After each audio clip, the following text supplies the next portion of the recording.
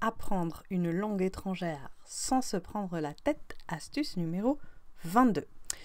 Et attention, c'est très sérieux aujourd'hui puisque je vais vous parler d'un truc très connu. Donc si vous avez échappé à cette info, il faut y aller tout de suite. Il faut voir le sujet beaucoup plus en profondeur. Il s'agit de la répétition espacée.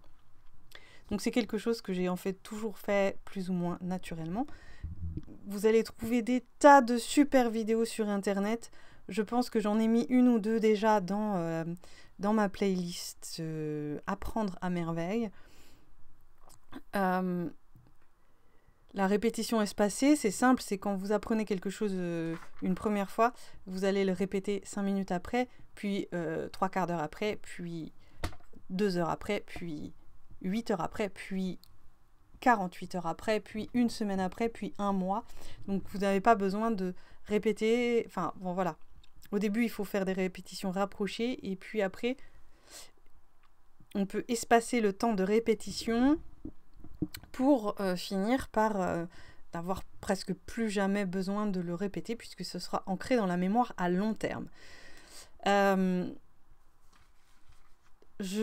ne pratique pas avec un chronomètre et un truc hyper réglé. J'en ai juste très conscience, surtout que je le fais assez spontanément de toute manière.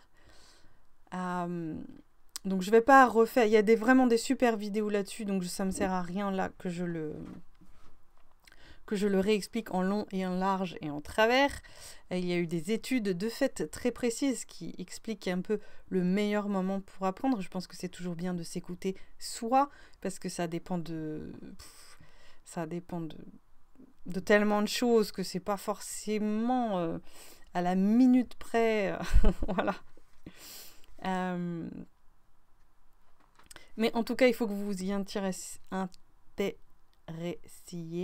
si vous voulez apprendre une langue étrangère sans que ce soit pénible. C'est pour vous éviter de répéter, de réviser des choses que vous n'avez pas besoin de réviser parce que c'est déjà en vous, et en même temps réviser ce qui est important au bon moment. Au lieu de le réviser 10 fois, vous allez le réviser qu'une fois ou deux, juste au bon moment avant de l'oublier, et comme ça continue.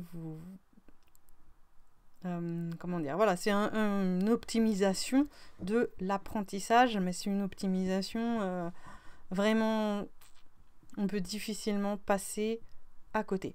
Souvent c'est expliqué avec les flashcards. Moi je n'utilise pas les flashcards, mais par contre je suis très vigilante à ne pas dépasser. Bon, c'est jamais perdu ce qu'on a appris. Ça revient beaucoup plus vite. Par exemple, j'ai appris le russe au lycée. J'en refais. J'avais tout oublié, mais en fait, ça revient quand même plus vite. Il y a quand même des choses qui restent, je sais pas où.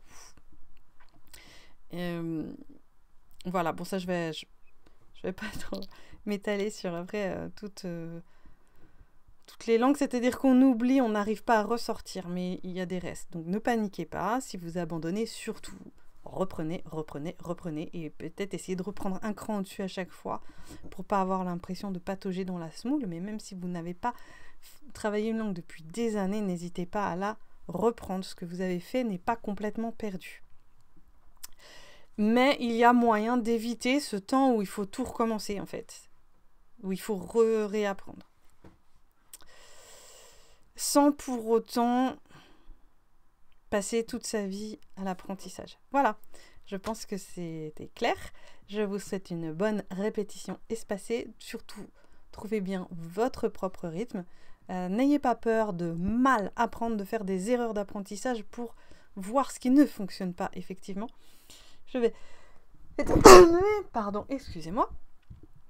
Et je vous dis tout de suite dans la prochaine vidéo. Ah non, encore plus important que la prochaine vidéo, posez-moi vos questions en commentaire, que je puisse y répondre.